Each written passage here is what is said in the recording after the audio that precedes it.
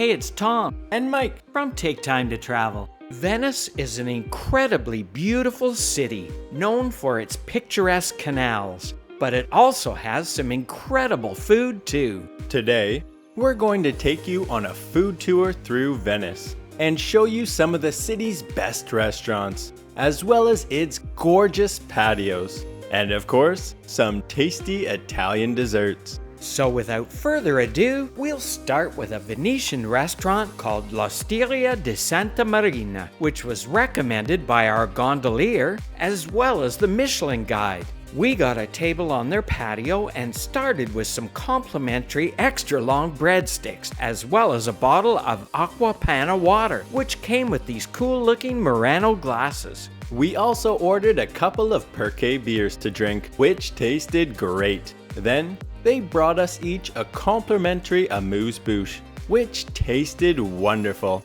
as well as some bread and buns to start our meal. Next, for our appetizer, we chose the combination of shrimp and leek, which was presented beautifully and tasted incredible. Afterwards, for our pasta dish, I chose the tagliatelle with duck sauce.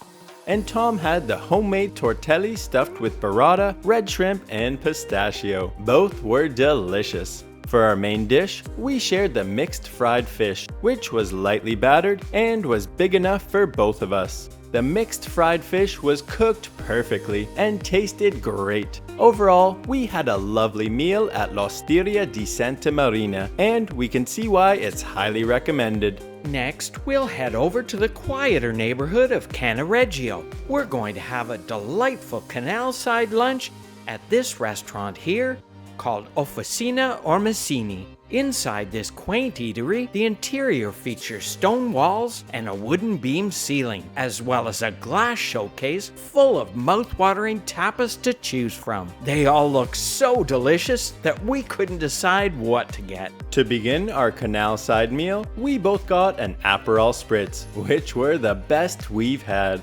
Then, we ordered this platter of delicious looking tapas. We ended up choosing one of everything that looked appetizing to us. The tapas looked so good, I bet you missed the dog going by on the boat. We really enjoyed the mouth-watering variety of tapas on this beautiful summer day, and the tapas tasted just as good as they looked. We really loved the atmosphere here. Just people watching and overlooking the canal was wonderful. This was one of our most memorable meals during our whole trip to Venice. Then, to finish our amazing meal, we ordered a classic Italian dessert, some tiramisu. It had an incredible presentation and tasted excellent too. Overall, we loved our meal at Oficina Ormesini. The food and drinks were delicious, and the setting was perfect. We would definitely come back again. Next, we'll head to the bustling Riva degli Schiavoni for a drink atop the 5-star Hotel Danieli. Walking into the hotel, we were in awe right away. The lobby was spectacular, but we took the elevator up to check out the rooftop restaurant Terrazza Danieli. As soon as we stepped out onto the lovely terrace, we knew this was going to be special. And we were lucky enough to get this table right by the railing, where we were able to enjoy incredible panoramic views overlooking the busy Venetian lagoon, as well as some of Venice's famous landmarks in the distance. To drink, we each ordered our favorite Italian cocktail, an Aperol Spritz, to enjoy with the beautiful scenery. The drinks certainly weren't cheap, but we really loved this perspective overlooking Riva degli Schiavoni, all the gondolas, and the busy Venetian lagoon below. We got lost trying to find the next restaurant and ended up at a dead end. But we eventually found our way to this secluded garden at one of the city's best 5-star hotels called Aman, Venice. Let's head inside the 16th century former palazzo for our dinner reservation at Arva. The Michelin recommended restaurant serves Italian cuisine in this exquisite setting. Love the ornate gilded moldings, beautiful frescoes, huge chandeliers, and of course the spectacular ceiling. The attached bar also looks absolutely incredible. but we were very early for our reservation, so we made our way down this grand staircase to go check out their outdoor terrace. The terrace was stunning, so we decided to stay for a little bit and have a pre-dinner cocktail. On one side was this picturesque courtyard, and on the other side of our table were great views overlooking Venice's Grand Canal. What a beautiful setting for some drinks. I ordered my favorite, an Aperol Spritz. And Tom decided to try the Bellini, which they served with some complimentary large black olives and a dish of cashews. They also brought us some complimentary red beetroot dishes, as well as some hummus to go with our drinks. After our drinks, we headed back up the beautiful staircase and made our way back into Arva's luxurious dining room for our dinner reservation. What a spectacular setting! It reminds us of the Palace of Versailles, and from our table we even had wonderful views of the Grand Canal. To drink, we ordered a couple more Aperol Spritzes, as we did for most of our time in Italy. Then, they brought us a lovely complimentary bread basket with olive oil and balsamic.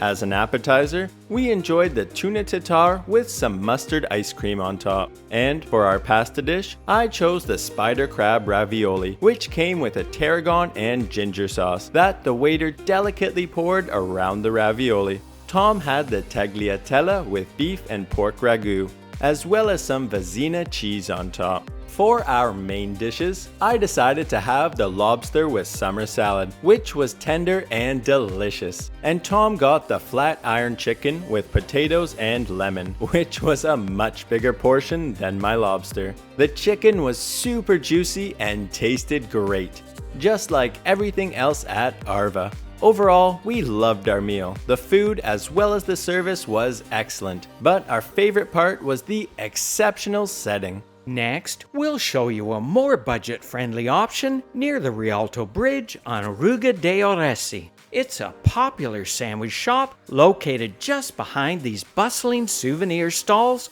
called Bacaro de Bischeri.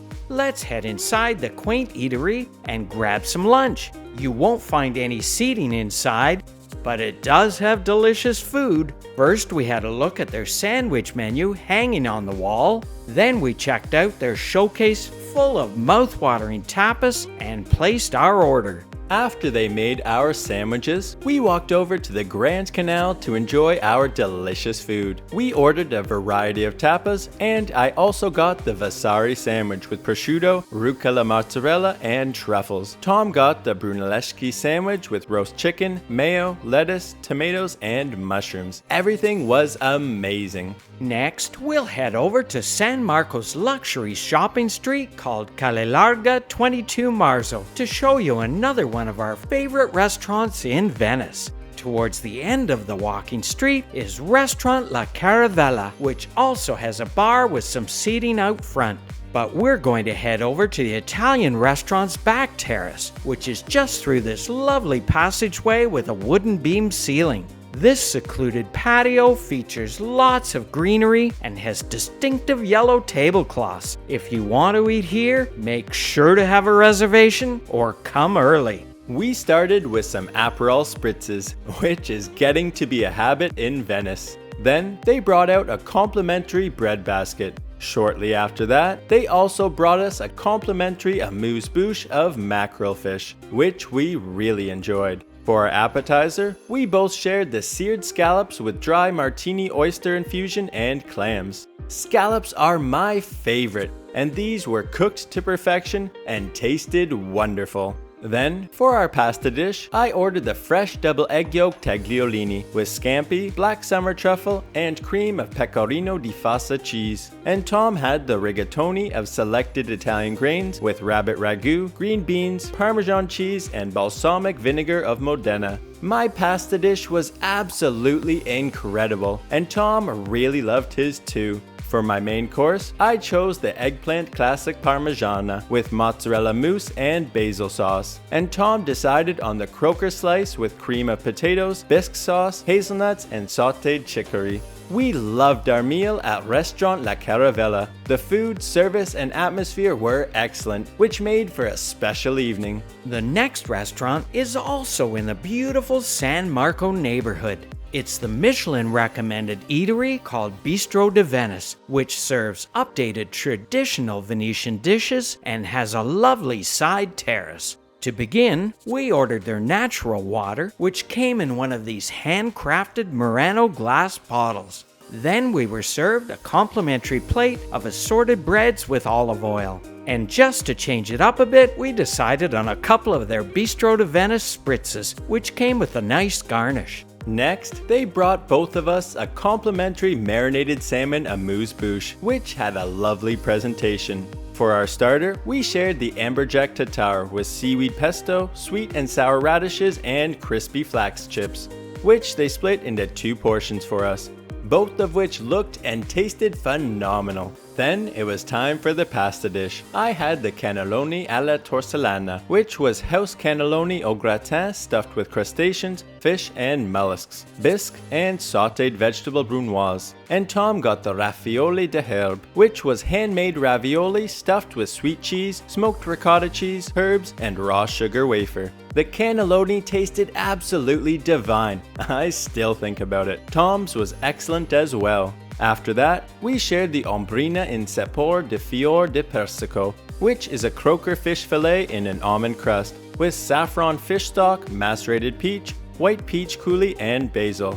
They kindly split this onto 2 plates for us, which both of us loved. To finish, they brought out some complimentary petit fours, which were also scrumptious. Our meal was fantastic. Everything tasted exceptional, and we would definitely return here again. If you're looking for some dessert in Venice, why not have some gelato? One place we really liked was Gelato Fantasy. They had all kinds of mouth-watering handmade gelato flavors to choose from, including Snickers, tiramisu, cookies and cream, salted caramel, and even Kinder Bueno and cheesecake. Even with all that choice, I kept it simple and chose the melone or melon gelato in a cup. And Tom copied me and got the same thing, a regular sized cup of melon gelato. What a perfect dessert on a hot summer night. Another spot to get delicious gelato in San Marco is Gelatoteca Suso. There's always a lineup at this popular gelateria, which also has a great selection of appetizing gelato flavors to choose from. You can also find gluten-free, lactose-free, and vegan options here. Mike had 2 scoops each of mango and watermelon gelato, and I chose all 4 scoops of fruity di bosco or mixed berries gelato. Next, we'll show you our meal at the St. Regis's beautiful waterfront patio facing the Grand Canal. Let's head inside the hotel's back entryway and check this place out.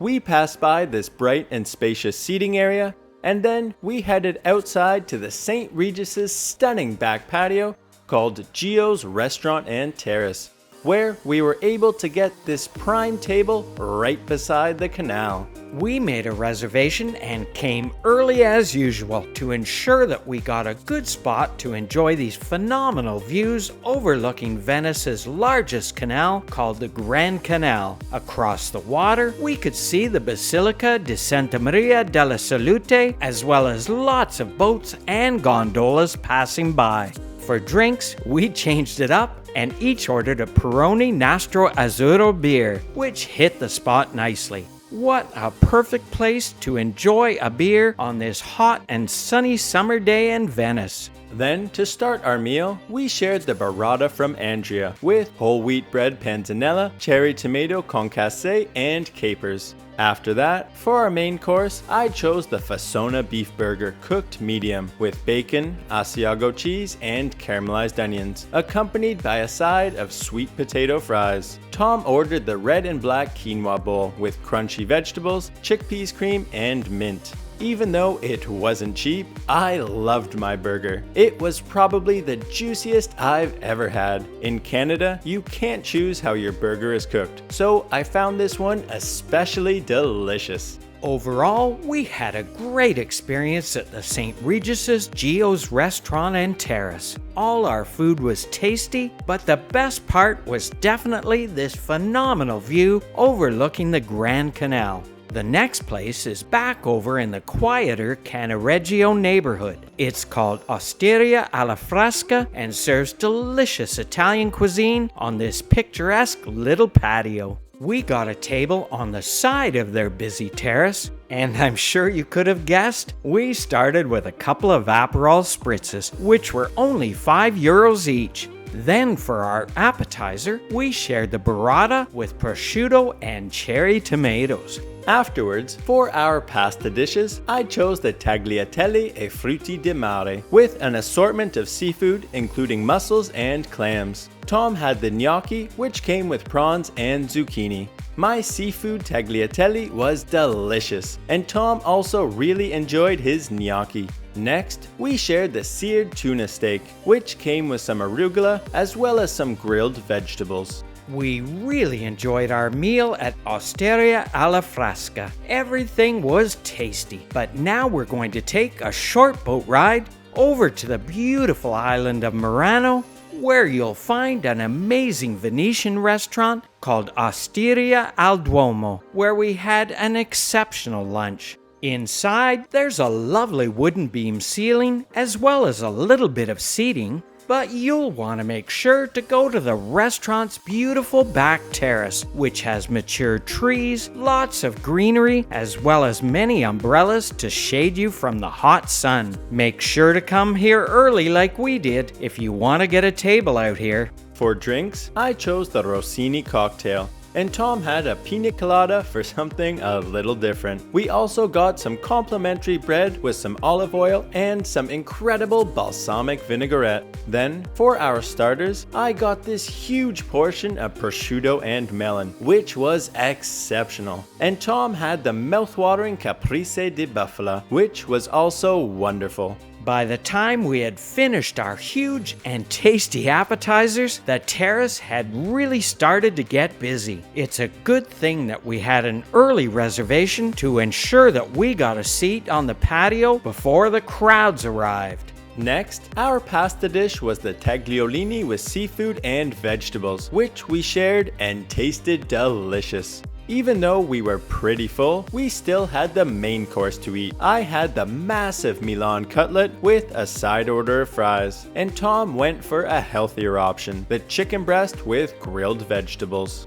Everything tasted amazing, and we highly recommend Osteria al Duomo. After that exceptional meal on the terrace, we'll head across the bridge, past the Antica Torre dell'Orologio clock tower, and go get a traditional Italian dessert. Then we took a scenic walk along the canal and turned down the narrow alleyway called Caliangelo del Mistro to get some gelato at Murano Gelateria Artigianale. The artisanal gelateria has a variety of different homemade flavors to choose from. I stared longingly at my beautiful cone while Tom waited for his. It was really hot, so we each chose the extra large gelato cones, which came with 4 scoops. For all of my scoops, I selected the banana gelato, and Tom chose the frutti di bosco, or mixed berries gelato.